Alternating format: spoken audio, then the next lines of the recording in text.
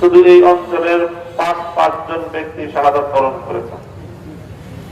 শহীদ শাওন মিয়া, শহীদ মোহাম্মদ জাহাঙ্গীর মিয়া, শহীদ আব্দুর রহমান গাজী, শহীদ আশিকুর রহমান এবং শহীদ মোহাম্মদ নাহিদ হাসান। চিন্তা করা যায় 18 বছর, 25 বছর, 20 বছর, 25 বছর, 40 বছর এক একটা তাজা প্রাণকে কিভাবে হত্যা করা হয়েছে।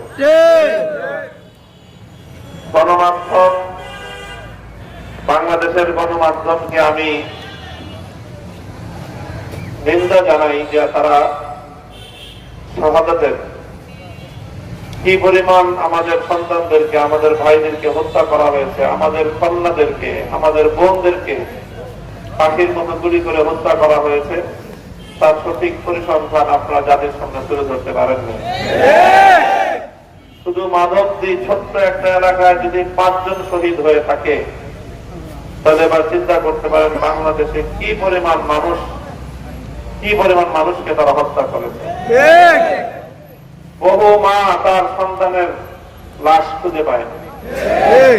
অনেক বাবা দিনের পর দিন মর্গে মর্গে, হাসপাতালে হাসপাতালে, রাস্তায় রাস্তায় পাগলের মতো ঘুরে বেরিয়েছে, তার সন্তানের লাশ পায়নি। এই স্বৈরাচারী জালিম শাহী তাদের অত্যাচার, তাদের জুলুম কোন পর্যায়ে পর্যন্ত উপনীত হয়েছিল যে মানুষকে খুন করে তারা ক্ষান্ত হয়নি।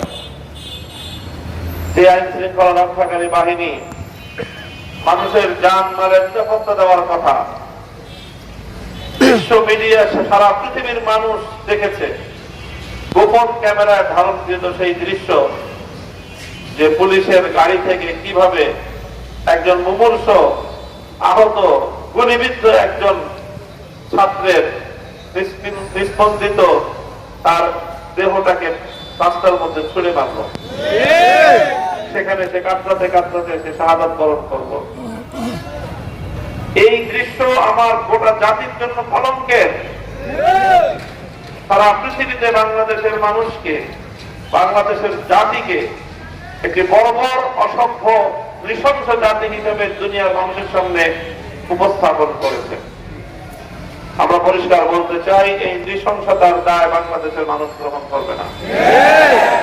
এই নৃশংসতার দায় শেখ হাসিনা, এই নৃশংসতার দায় আওয়ামী লীগের।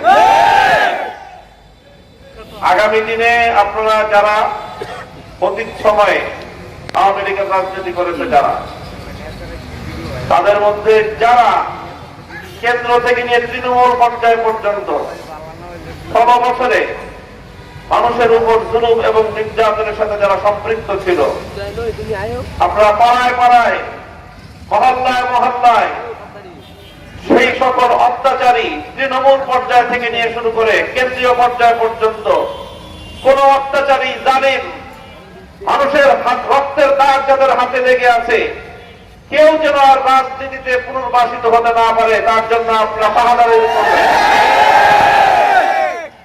যদি এটা আমরা করতে না পারি, আবার যদি শেখ হাসিনার প্রেতাত্মারা, আবার যদি তাদের দোসরেরা, আমার ভাইয়ের রক্তে রঞ্জিত সেই খুনিরা, আমার ভাইয়ের রক্তে লাল সেই খুনিদের হাত যদি আবার বাংলাদেশের রাজনীতিতে পড়ে, তাহলে শত সহস্র শহীদদের রক্তের সঙ্গে আমরা গাদ্দারি করে থাকি। এজন্য যারা সাধারণ পর্যায়ের কর্মী ছিলেন, অনেকে আছেন, অনেক বড় একটা দল, সেখানে ভালো মানুষ যে কিছু ছিল না তা নয়।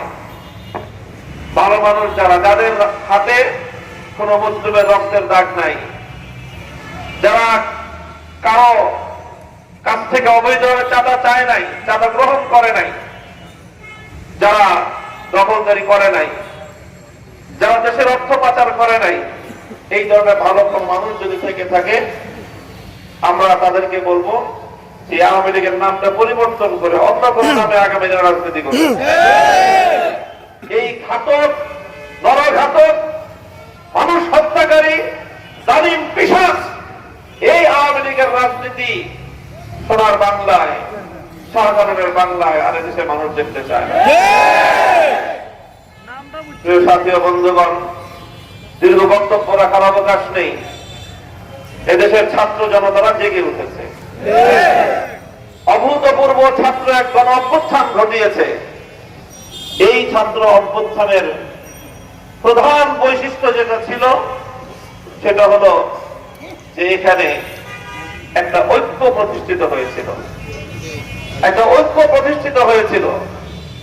এই ছাত্র অভ্যুত্থানে আপনারা লক্ষ্য করেছেন এখানে যেমন স্কুলের ছেলে মেয়েরা ছিল, কলেজের স্টুডেন্টরা ছিল, ভার্সিটির ছাত্ররা ছিল, পাশাপাশি সারা দেশে মাদ্রাসার ছাত্ররা ব্যাপকভাবে স্কুল কলেজের ছাত্রদের সাথে কাঁধে কাঁধ মিলিয়ে এই আন্দোলন এবং সংগ্রামে ভূমিকা পালন করেছে।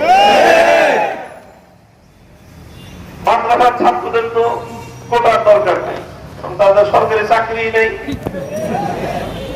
এখানে আর কোটা কি আছে? তাদের তো এই মাদ্রাসার কওমি মাদ্রাসা, বিশেষ করে কওমি মাদ্রাসার তাদের সরকারি কোনো চাকরি নেই। কাজে এখানে 30% কি আর 70% কি কোনো পার্সেন্টের তো হিসাব নাই। তবে মাদ্রাসার ছাত্ররা কেন আন্দোলনে অংশগ্রহণ করেছিল? তাদের আন্দোলনটা ছিল যে দেশ থেকে, এই জাতির মধ্য থেকে জুলুম এবং বৈষম্যের অবসান ঘটাবো। সে বৈষম্য হোক আমার উপরে, সেই জুলুম হোক আমার উপরে, অথবা সেই জুলুম হোক আমার স্কুলের একটা ভাইয়ের উপর, আমার কলেজের একটা ভাইয়ের উপর, আমার ইউনিভার্সিটির একটা ভাইয়ের উপর। আমি নিজে যেরকম জুলুমের শিকার হব না, আমার কোনো ভাই, আমার কোনো বোনের উপরেও কাউকে জুলুম করতে দিব না। এই ছিল আমাদের চেতনা। আমরা বিভিন্ন পরিসংখ্যানে দেখবেন